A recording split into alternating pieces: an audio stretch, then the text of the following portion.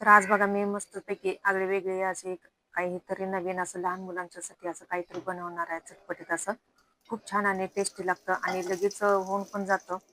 काय असं घरात नसलं लागतं लगेच करायला आणि मुलांनी जर काही मागितलं असं तर ही रेसिपी खूप छान आहे हा.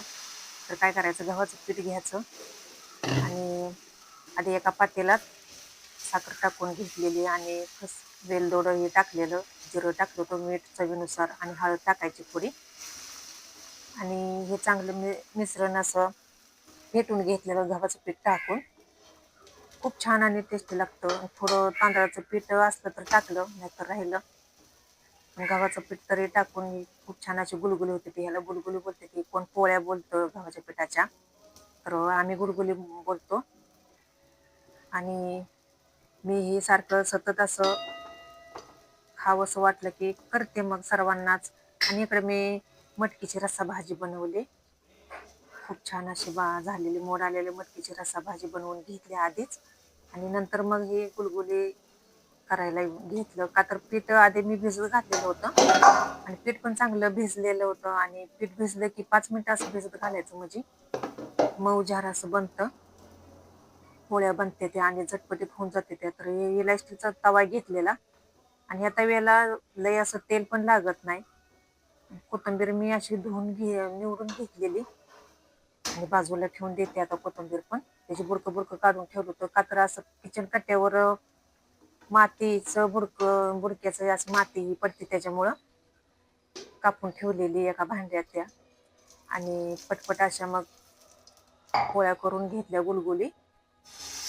तर कोण असं कोणत्या ताई अशा बनवते त्या मी तर बनवतच असते आणि मुलांच्यासाठी खूप छान असतात. तर माझ्याकडे ही 3 नंबरची ती जरा चुकायला लागली होती, पण नाही ती चांगली बनवली, मस्तच झाल्या. तर आता तेल पण लय लागलेलं नाही आणि खरपूस अशी भाजून घेतलेली चांगली अशी आणि चिटकत पण नाही ते ह्या तव्याला. तेल नसलं तरी चालतं. तव्याला तेल लावायची पण लय गरज नसते त्याला तशी. एवढंच की हाताला भाजतं पोळतं लय. तर बोट लय माझी भाजायला लागली होती तरी पण तशीच इकडं तिकडं असे सरकवत होते. वाटी घेतली तर त्या वाटीला चिटकत होतं त्याच्यामुळं म्हटलं आता हातानंच आता इकडं तिकडं सरकून घ्यावं आणि लक्ष लगेच असं निघत पण होत्या. तेलच लावलेलं नव्हतं मी आणि हे उलटाण आहे ते स्टीलचं काय वापरलेलं नाही, लाकडाचं उलटाण आहे. का तर हे असले तवं हे असते ते त्याला कच पडते ते स्टीलच्या उलटाण्याने. त्याच्यामुळं हे लाकडाचीच अशी मी उलटाणं वापरते या तव्याला. आणि दुसरं एक आपमचं भांडं आहे त्याला पण अशी लाकडाचीच उलटाणं वापरते म्हणजे कच पडत नाही ते आणि घासायला पण नाही लागत नाही. तर खूप छान अशी ही उलटाणं असते ती कशी पटपट इकडं तिकडं पोळी सरकते आणि खरपूस पण अशी भाजून निघत्या कडक मध्ये. अशी गॅस मी कमीच ठेवलेला जरा, इतका पण नाही नव्हता असा फुल सोडलेला. आणि जेव्हा चांगलं असं मस्तच अशी भाजून निघाली पटपट पटपट अशी आणि गरम गरम खूपच छान लागते त्या पोळ्या. तर या मग सर्वजण खायला. मस्तच अशा पोळ्या झाले ते आता. तर बाहेरचं वातावरण पण खूप छान असं झालेलं. त्यात ह्या पोळ्या आणि साखर मी माझ्या अंदाजानच टाकलेली होती आणि त्यात लवंग आणि